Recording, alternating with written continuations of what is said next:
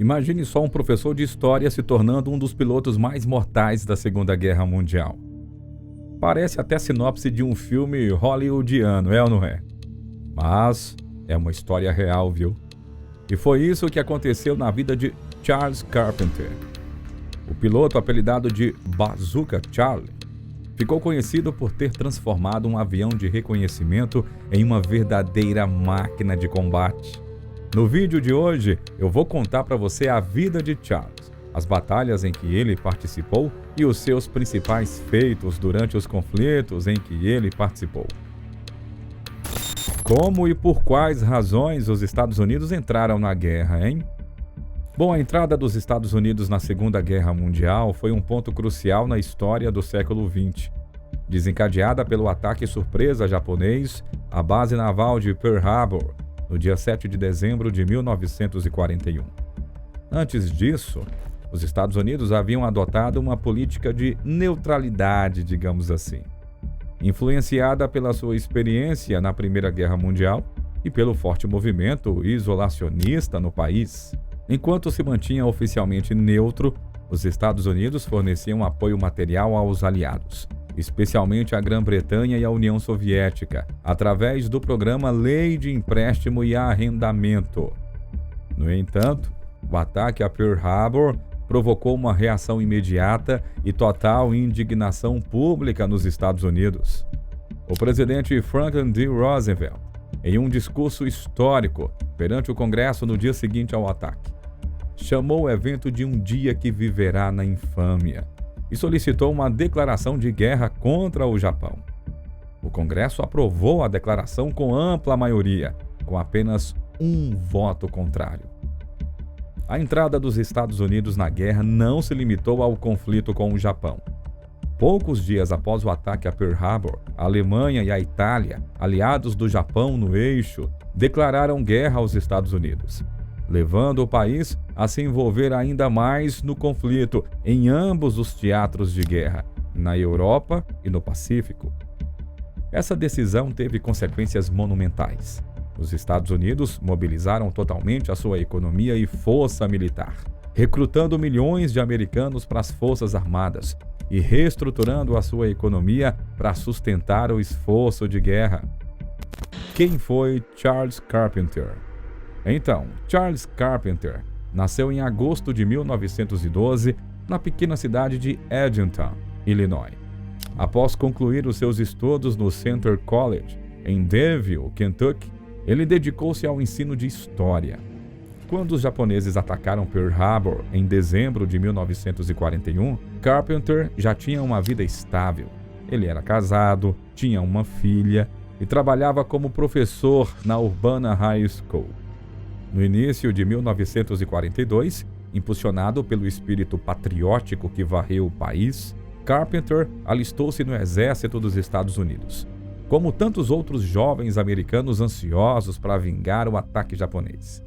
Contudo, o seu destino o levaria a enfrentar um inimigo diferente, a temida máquina de guerra do Terceiro Reich. Após se alistar no exército, Carpenter foi comissionado como segundo-tenente e completou o treinamento de voo, especializando-se como piloto de reconhecimento. Ele foi designado ao Terceiro Exército, sob o comando do general George Patton, atuando como observador de artilharia na 4ª Divisão Blindada. A sua missão era crucial. Ele tinha que realizar reconhecimento para identificar a posição das tropas inimigas e guiar a artilharia americana com precisão. Carpenter encontrou satisfação em seu papel como observador de artilharia. A princípio, a missão parecia relativamente segura. Afinal, as tropas inimigas raramente abriam fogo contra o seu avião de reconhecimento desarmado, na tentativa de evitar serem detectadas. Mudança de postura. À medida que a guerra avançava, Charles começou a se sentir insatisfeito com seu papel passivo como observador de artilharia. Ele havia testemunhado de cima os horrores do conflito e ansiava por uma participação um pouco mais ativa. Determinado a fazer a diferença, ele decidiu transformar o seu avião de reconhecimento em uma arma de combate, equipando-o com bazucas para enfrentar os temidos Panzers alemães. Charles foi designado para a 1ª Divisão de Bombardeio após a invasão aliada da Normandia. O seu avião, o L-4 Grasshopper, tornou-se uma peça essencial em suas missões. O L-4 Grasshopper era uma versão ligeiramente modificada do Piper J-3 Cub civil, um projeto da Piper Aircraft, lançado em 1938. Esse monoplano simples, com um peso aproximado de 1.220 libras e comprimento de 22 pés, custava apenas $2.500. Apesar da sua simplicidade, o L-4 Grasshopper era extremamente versátil. Podia atingir uma velocidade de cruzeiro superior a 80 milhas por hora e voar a altitudes de até 1.500 pés, o que o tornava ideal para missões de reconhecimento. Essa versatilidade levou à produção de mais de 5.400 unidades para uso militar. A aeronave, desprovida de armadura e armas, diferia de sua versão civil apenas pela claraboia de plexiglass, que era verde-oliva, e pelas janelas traseiras, que proporcionavam maior visibilidade. Carpenter explorou ao máximo as capacidades do seu avião, permanecendo no ar por mais de 3 horas e voando em baixas altitudes, às vezes apenas 38 milhas por hora. Isso permitia a ele coletar informações com precisão para direcionar a artilharia americana. Apelido Bazooka Charlie. Durante o cerco de Lorient, em agosto de 1944, Charles ficou sabendo de pilotos que estavam armando seus aviões de ligação para apoiar as tropas terrestres contra a infantaria e os blindados alemães. Inspirado por essas histórias, ele solicitou e obteve permissão dos seus superiores para equipar o seu L-4 Grasshopper com armamento. De início, ele instalou 2 bazucas M1A1, isso nas laterais da aeronave. Após realizar testes bem-sucedidos, Carpenter aumentou o poder de fogo, adicionando mais 4 bazucas. Ele então batizou seu L-4 Grasshopper de Rosie the Rocketer, ou seja, Rosie a fogueteira. Isso em homenagem às mulheres que trabalhavam nas fábricas de aviões. E então partiu para testar o seu novo armamento em combate. As bazucas de Carpenter disparavam granadas antitanque propulsionadas por foguetes, com um sistema de acionamento por bateria, que permitia ao piloto escolher entre disparar uma única bazuca ou todas ao mesmo tempo.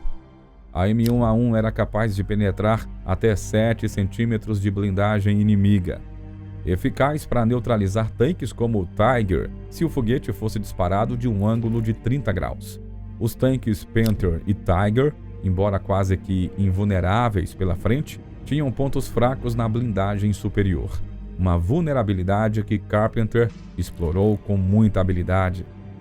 As táticas de Carpenter eram simples, mas extremamente arriscadas. Ele voava seu L-4 em baixa altitude, avistava os tanques inimigos de cima, mergulhava em um ângulo íngreme, disparava os foguetes e se afastava rapidamente, antes que o inimigo pudesse reagir. Essa abordagem ousada levou ele a imobilizar vários tanques, ganhando rapidamente o apelido de Bazooka Charlie. A coragem e a inovação de Carpenter logo atraíram a atenção da imprensa. A sua filha Carol Lapac mais tarde escreveria sobre as façanhas do pai, comparando as suas ações a um pardal tentando atacar um elefante. Apesar da desvantagem aparente, Carpenter conseguiu nocautear vários veículos blindados, incluindo um tanque Tiger e um Panther. A notoriedade de Carpenter cresceu e ele se tornou uma figura conhecida no público norte-americano como o professor de história que se transformou em um audacioso herói de guerra. As suas ações não só inspiraram os seus companheiros de combate, mas também capturaram a imaginação do público, tornando o Bazooka Charlie um exemplo de bravura e engenhosidade na luta contra as forças alemãs durante a Segunda Guerra Mundial. Bom, antes de seguirmos em frente, eu quero ter certeza de que você esteja conosco até aqui e que também esteja gostando do conteúdo, né? Comente a frase "Quero mais histórias". É super rápido e assim você ajuda no alcance do nosso vídeo. E também poderá ser fixado nos comentários, demonstrando a sua presença. Nova patente para Charles. Bom, após ser promovido a major, Charles Carpenter assumiu a função de piloto particular do general John S. Wood, além de continuar suas missões de apoio de artilharia. Essa nova posição lhe proporcionou mais tempo para se dedicar ao combate contra as unidades blindadas da Alemanha. Com diligência e determinação, ele se destacou tanto em suas investidas que os alemães passaram a atirar sempre que avistavam o seu L-4 no céu. A sua reputação cresceu a tal ponto que o inimigo começou a considerar cada L-4 uma ameaça significativa, na tentativa de evitar baixas de tanques. As missões de reconhecimento, que antes eram relativamente pacíficas, se transformaram em perigosas operações de vida ou morte. No entanto, isso não desencorajou o Bazooka Charlie. Como a águia vigilante, ele continuou a hostilizar o inimigo do alto, manobrando habilmente o seu monoplano L-4 para evitar o fogo de armas leves enquanto se aproximava dos seus alvos. Em uma entrevista ao Star and Strips, após retornar de uma de suas missões, Carpenter comentou assim: "Parece que a notícia está se espalhando entre os alemães para tomar cuidado com os Cubs armados com bazucas. Cada vez que eu apareço agora, eles atiram com tudo que têm. Eles nunca se incomodavam com os Cubs antes. As bazucas devem estar incomodando um pouco." Participação na Batalha de Harcourt. Em setembro de 1944, durante a Batalha de Harcourt, as forças americanas enfrentaram as blindadas tropas da Wehrmacht nas proximidades de Nancy, na França. A intensa neblina encobria as unidades inimigas, tornando difícil para as tropas americanas detectar os movimentos alemães. Com a visibilidade severamente comprometida, o apoio aéreo foi temporariamente suspenso para evitar baixas causadas por fogo amigo. No entanto, Charles Carpenter estava no céu, aguardando a oportunidade de agir. Quando a neblina finalmente dissipou ao meio-dia, o Major Carpenter avistou uma unidade americana de apoio imobilizada sob uma ponte, cercada por tanques alemães, incluindo alguns Panzers. Os estilhaços, explosões e disparos de metralhadora mantinham os soldados de infantaria dos Estados Unidos presos e em uma situação desesperadora. Sem hesitar, Bazooka Charlie lançou-se no calor da batalha. Na primeira passagem, ele esvaziou as suas 6 bazucas, mas o inimigo continuou a avançar. Carpenter então voltou às linhas amigas para recarregar e realizou uma segunda investida sobre a ponte. Mesmo com as baixas alemãs aumentando, os tanques inimigos persistiam em seu avanço, forçando o major a realizar uma terceira recarga. Determinado a salvar os seus companheiros, Carpenter disparou um total de 16 foguetes, imobilizando vários veículos blindados, incluindo 2 Panzers. As ações ousadas de Carpenter finalmente obrigaram as tropas alemãs a recuar, garantindo assim a sobrevivência da unidade americana de apoio. Esse ato de bravura e determinação rendeu a ele a alcunha de Major Louco. Confrontos em Avranches. Em uma de suas ousadas ações, Charles estava inspecionando um possível campo de pouso nas proximidades de Avranches, a bordo de um jipe, quando foram atacados por uma unidade alemã. Os soldados americanos ao redor tentaram localizar os pontos de ataque, que vinham de diversas direções. Sem perder tempo, o Major Louco correu até um tanque Sherman próximo, subiu a bordo e assumiu a metralhadora Brownie. Proporcionando uma barragem de fogo de apoio, Carpenter gritou palavras de encorajamento aos soldados, inspirando-os a sair da cobertura e avançar contra os alemães. Com Carpenter liderando o ataque do Sherman, as tropas começaram a avançar em direção ao inimigo, concentrando o fogo e criando brechas nas linhas adversárias. O Major Louco, demonstrando liderança e muita coragem, coordenou o fogo do tanque e dos soldados de infantaria, forçando os alemães a recuar. Impulsionados pela adrenalina, os soldados americanos, junto com Carpenter, perseguiram os alemães em retirada. Durante o calor da batalha, Carpenter, enquanto disparava contra o inimigo, acidentalmente atingiu um tanque escavador aliado, destruindo a sua lâmina. Devido ao incidente, Carpenter foi preso e enfrentou a ameaça de uma corte marcial. No entanto, a situação mudou drasticamente quando o general Patton soube do ocorrido. Patton interrompeu o julgamento, reconhecendo a bravura de Carpenter e concedeu-lhe a Estrela de Prata. A vida de Charles no pós-guerra. Ao final da Segunda Guerra Mundial, Charles Carpenter foi oficialmente reconhecido e creditado por ter realizado a destruição de 6 tanques inimigos, incluindo 2 temidos Tiger I, além de ter imobilizado mais de uma dúzia de veículos blindados. As suas ações heróicas não passaram despercebidas.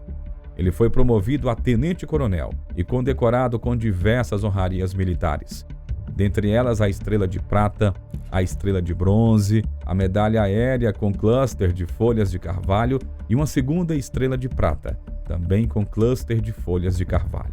Após retornar aos Estados Unidos, Carpenter retomou a sua carreira como professor de história, demonstrando a mesma dedicação no ensino que ele exibia no campo de batalha.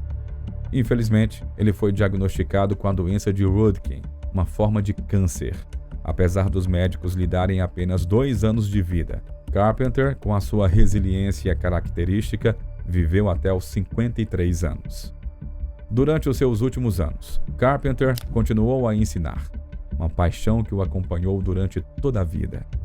Ele compartilhou suas experiências de guerra, as suas lições de vida com seus alunos, deixando um legado duradouro tanto como herói de guerra quanto como educador dedicado. As suas façanhas durante a guerra e sua contribuição ao ensino serviram de inspiração para muitos, refletindo uma vida marcada por coragem, dedicação e um espírito indomável. E aí, o que você achou do vídeo de hoje, hein? Já conhecia a história do Bazooka Charles? Qual parte da vida do piloto norte-americano mais chamou a sua atenção? Você tem alguma sugestão para os nossos próximos vídeos? Sinta-se à vontade para comentar. E com isso, chegamos ao final do vídeo de hoje. Não esqueça de mostrar o seu apoio clicando no botão de like e se inscrevendo logo abaixo. Isso nos ajuda a saber que estamos no caminho certo, ok? Agora fique com o vídeo que está aparecendo na sua tela de recomendações. Um grande abraço e até a próxima!